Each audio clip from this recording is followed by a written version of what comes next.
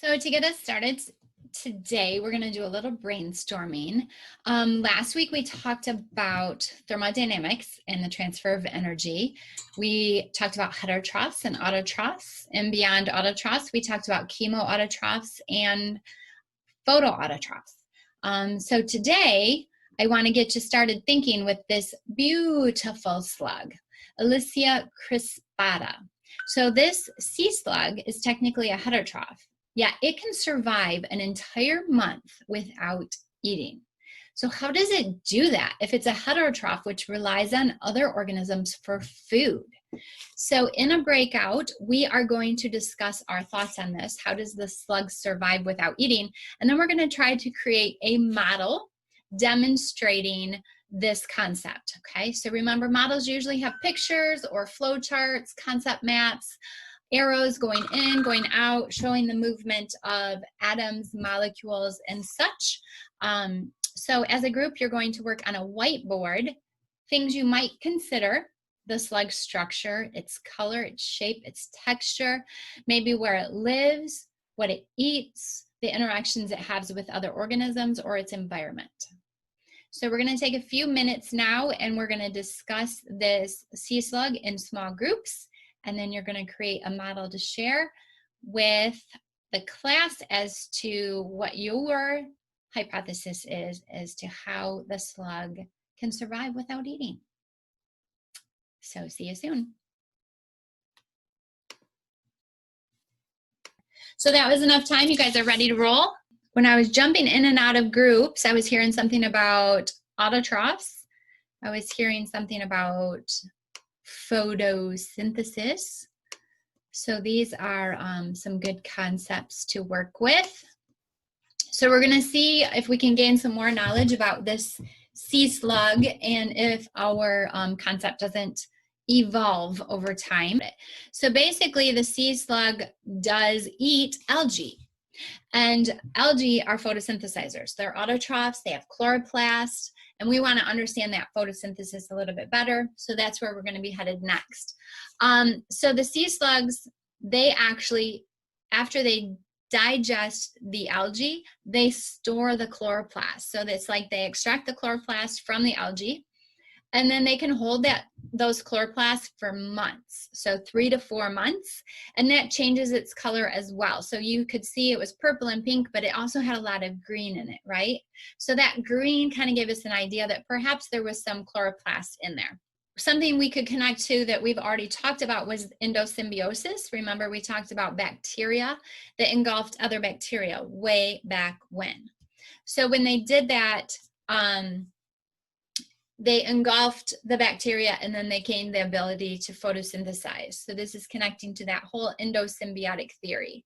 So this is a type of endosymbiosis, but they're not like the whole organism isn't living inside of the other, the whole algae isn't living inside of there, just the chloroplast piece. So for us to better understand how the slug is able to make its own food, we have to investigate photosynthesis a little more deeply. 16. So we did this breakout room with the explain everything concept, and now we're going to get into some animations. They're found on a website called Biointeractive. So hhmi.org. Biointeractive gives us these photosynthesis animations. So then we'll be back into our groups for the animations. I would like one person to share the screen, and you're sharing the screen of the animations. I would like one person to open up the worksheet that goes along with this. It's in the same assignment sheet. That person will be a recorder for your group. You can either turn in your cumulative sheet together, your collaborative sheets with all your names on it, or after you're done, you can share your document with the other people in your group, and then everybody can turn in their own. So however you want to do that. We are going to return back to the group at the end of these animations, okay? So our total time today is going to be about an hour by the time we're done. But we want to come back and talk about the next thing you're going to do, and we want to talk about a quiz you're going to take on Friday. Okay? So we should still be in the same assignment for the driving questions. This time we're going to open up the photosynthesis click and learn. And this that says Big IP logout page, it's an odd title for the page, but this is the animation page. So you're going to open that up and it's going to look like this. You're going to play an animation. You might read the questions you need to answer in advance so you know when you come across that answer. Or maybe the person who's reading it reads it, and then when you come across a question, you might ask the video person to pause. Or watch the whole segment and then answer the questions that go with that segment. Okay, there should be a discussion amongst your group in order to do that. So there'll be a recorder, an animator, and then there's going to be at least one extra person in there for discussion. Okay, what questions do you have on this next piece? So camera's on, voice is on, and we're here under that same driving questions tab.